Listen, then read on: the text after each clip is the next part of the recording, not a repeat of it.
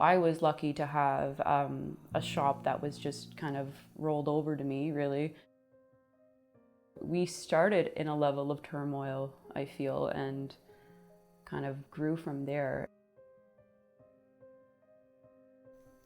There's so many different levels that I feel like, that was a huge hurdle back then when you look at it, but I'm like, oh, it's just a step now. Like, I've felt like I've dealt with way more since then, but there's a little bit of luck.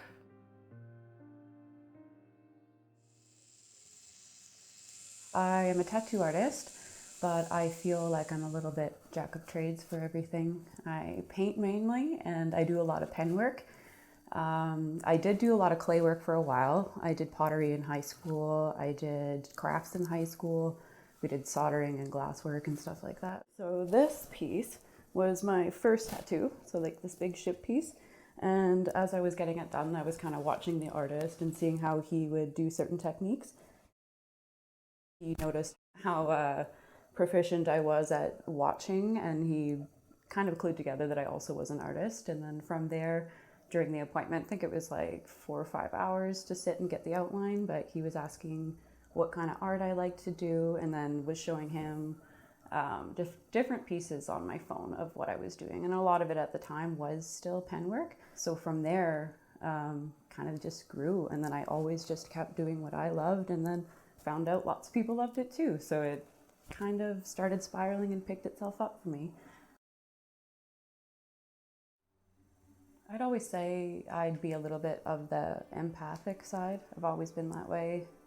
I think because the technique and the love part were separate for a bit. One of my best friends, Takara, we grew up together Lakeshore Drive, and her mom was an art teacher, Tina Shrivers, and she worked at Hillcrest when it was still open. And she's the one that taught me a lot of my techniques. The love of art was Nana. She was the sweetest, just like button nose, kind of classic Nana. She was an oil painter, and she just started on her own. She wasn't proficient at it when she was little. She kind of picked it up as a therapy thing for her. And then from there, it went to her loving Bob Ross, and I'd watch her paint as well as watch Bob Ross together on the TV.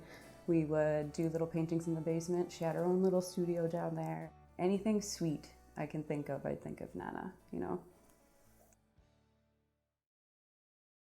I feel Thunder Bay is definitely a place to be raised and born and retire, come back to. But I think a big catalyst is leaving Thunder Bay. You need to go to get out of that comfort zone to find the thing that really called to you. You need that journey, doesn't matter how, but you got a journey. I think 2021 I moved to Regina and started the growth from there. It took me a while to understand what I needed for my business registration, all the tax things. Like, it's hard to balance, I guess. That might be the biggest thing that was hard to get over, the balance of those two things together. It's not just creating an art and the fun. It's the being on my phone consistently, feeling like I'm behind in projects a lot when I could be up there. The tax thing, my sister came to my rescue 100%. She, the youngest of us, but I feel like older soul 100%. She just knows the numbers. She's a book, like HR, just I don't even know. She does the craziest stuff, and she understands it all the bookkeeping, all the sales taxes, all, like, she helped me with everything I could think of for the gross work of the industry itself. Like, it's just not my favorite.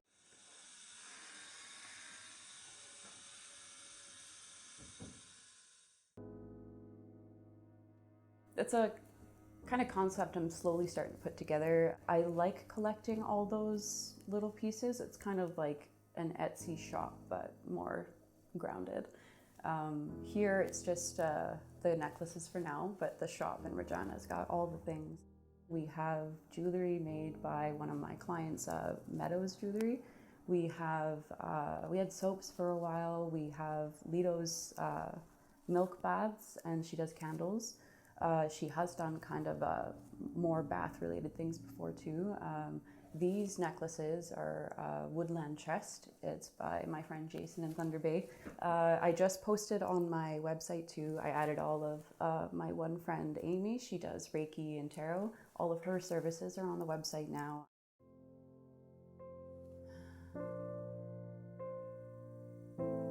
I thought about that lots lately, and I thought about what the mission statement would be.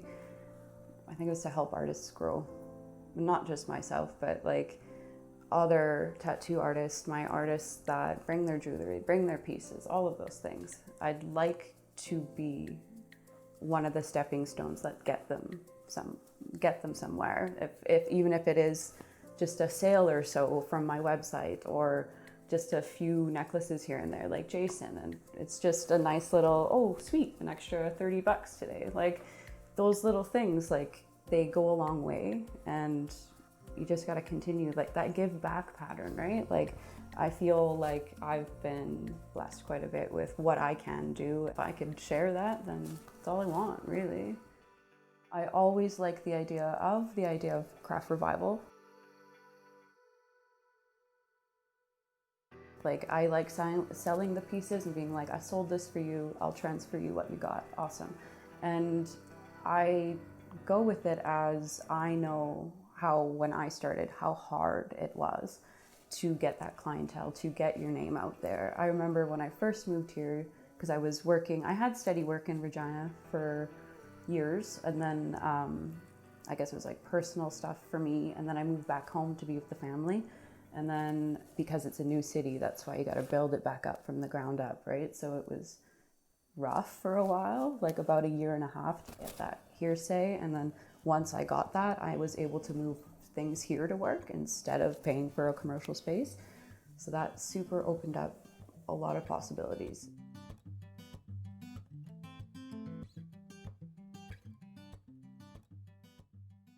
We've done a lot of charity work too. The latest one was Regina Sexual Assault Center.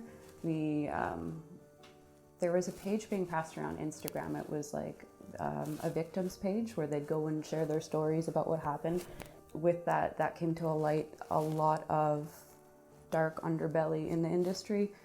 Artists not being professionals is the nicest way to put it.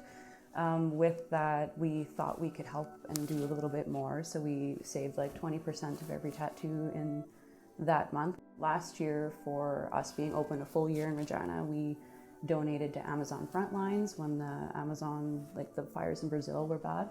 So we did a lot of like charity work and put our tips into jars, stuff like that, and sent that away. We were able to save a couple hundred for sure, and over 1,000 for the Regina sexual assault. And I think every year we're going to do that. Every year we're open in Regina for sure. I like the idea of giving back, and especially if we're collecting more artist stuff too, then kind of everyone's a part of that, and it's really awesome. So we're for sure going to bring that here. I'm trying to put together like environmental cleanups and offering a discount for tattoos, or just getting a group together. Just there's a few ideas. We just got to do the webs, got to do the connections.